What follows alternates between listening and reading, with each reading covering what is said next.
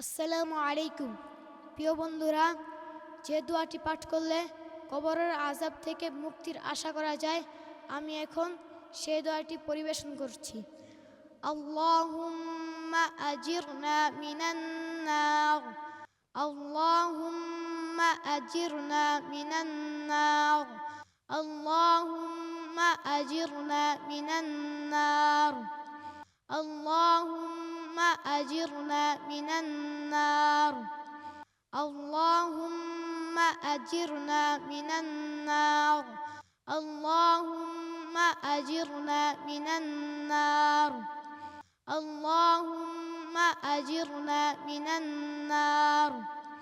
এই দোয়াটি নিয়মিত সকাল সন্ধ্যা 7 বার পাঠ করলে কবরের আযাব থেকে মুক্তির আশা করা যায়। আসসালামু আলাইকুম ওয়া রাহমাতুল্লাহি ওয়া বারাকাতুহু। হিফজুল কোরআন ও জেনারেল শিক্ষার সমন্বয়ে ব্যতিক্রমধর্মী শিক্ষা প্রতিষ্ঠান আল জিবরান দারুল কোরআন একাডেমি।